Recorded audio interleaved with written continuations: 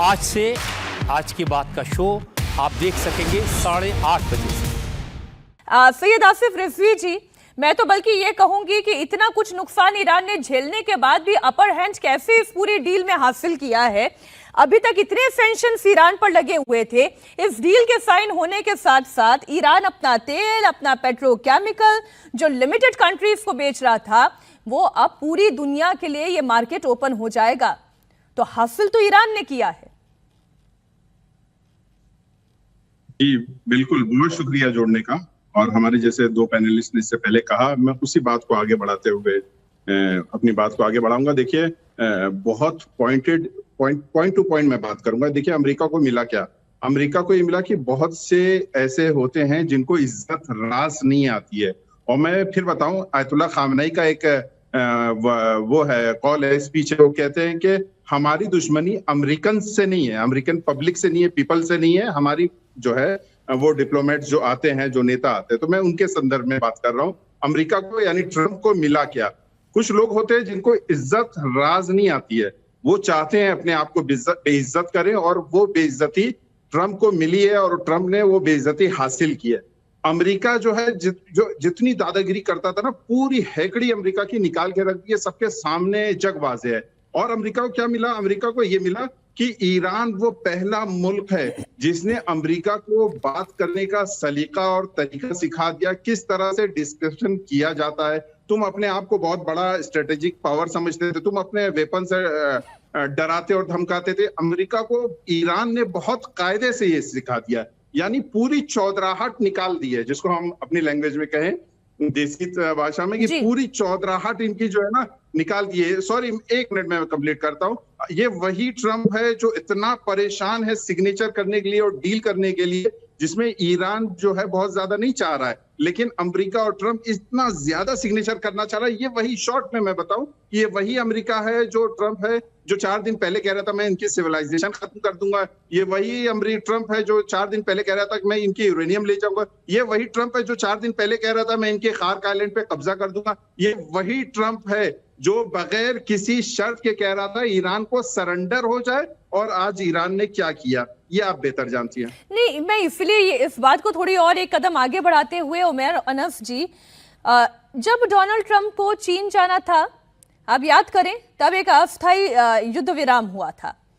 अब Donald Trump को कहां जाना है? G7 समिट में जाना है, जहां पे यूरोपियन कंट्रीज होंगी, जहां पर उनके नाटो सहयोगी होंगे, जहां पर जापान होगा।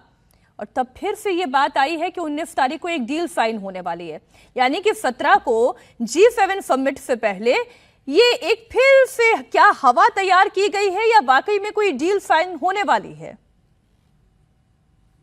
देखिए, डील तो बहुत पहले से तैयार रखी थी, ये तय था कि होगा।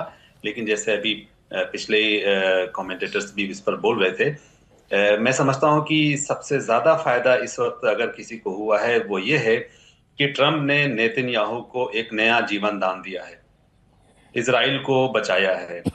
इजराइल जिस तरह के ट्रैप में फंस गया था, उसकी सिक्योरिटी अपनी, वो एक सोसाइटल स्टेप था खुद इजराइल का, और जिस तरह से वो एक्ट कर रहा था इररिस्पॉन्सिबली, और उसमें ट्रंप को भी शामिल कर लिया था, उससे उन्होंने इजराइल को बचा लिया है। और दूसरा फायदा ये हुआ है कि ट्रंप ने बहुत ही जल्दी इस बात को समझ लिया कि ये नेतन्याहू की जंग जो है अनप्रिपेयर्ड थी, इसकी कोई तैयारी नहीं थी और उनको कुछ भी नहीं पता था, और इसलिए अब इस जंग में आगे जाने का कोई फायदा नहीं है। मैं समझता हूं कि ट्रंप अकेले एक ऐसे लीडर हैं जिन्होंने, जो पहले भी कह रहे थे कि हम इस तरह की लंबी जंगों में नहीं जाएंगे, और इन्होंने रियलाइज करने में, अपनी गलती को मानने में ज्यादा देर नहीं लगाई। हालांकि नेतन्याहू और उनके कई लोग इस बात के पीछे पड़े थे कि वो इस अंधी सुरंग में लगातार अमेरिका को धकेलते रहें। और अमेरिकन पब्लिक ओपिनियन भी आप देखेंगे कि कितनी ज्यादा नेतन्याहू को लेकर के, इजराइल को लेकर के स्केप्टिकल हो गई है कि कितनी खराब इंटेलिजेंस थी।